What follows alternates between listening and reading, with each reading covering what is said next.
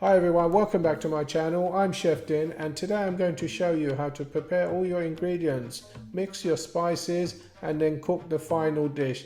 A very simple method I'm going to use here, so follow the instructions carefully. Please pause the video now and write down all the ingredients you need to cook this dish. If you haven't subscribed to my channel, now is the time to subscribe. Hit the notification button so you get notified when I post new videos. So let's cook. Hi everyone, welcome back to my channel. I'm Chef Din and welcome to another tutorial on how to cook this delicious lamb curry. Now everyone likes a curry. This is not too hot, but it's packed with flavour. Look at it, doesn't it look delicious? Now what we need to do first is basically get all our ingredients ready. First by chopping those onions up. Try to cut them as thin as possible. You may not cut it in one go to the thickness, but if you practice you'll get it just right, and then put that aside. Now you can pause the video at the beginning and get all your ingredients ready. I'm using lamb shoulder here. You can use any cut of lamb leg. Get your butcher to cut it up for you. We've got our onions, we've got our fresh coriander, we have our green capsicum, we have tomatoes, and we have green chilies here.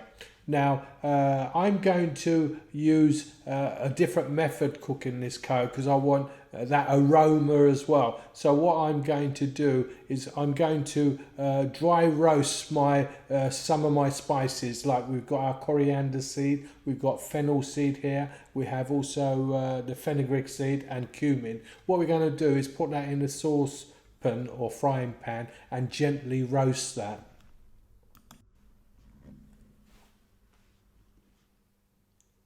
Like you can see here, I'm going to just put the coriander seed, the fenugreek seed, and the fennel seed as well, and cumin seed, and 5 cloves.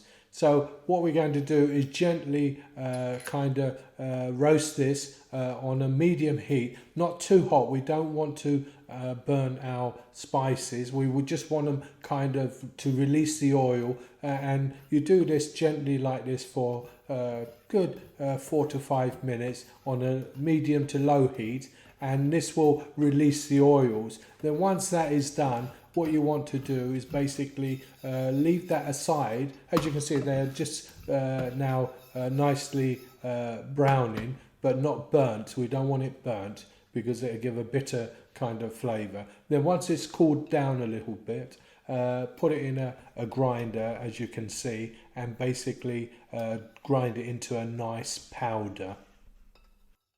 Right, that's it basically. I'm going to just let you watch this video and basically follow the instructions. As you are watching it, you can see I've written things down so you can see what I'm doing.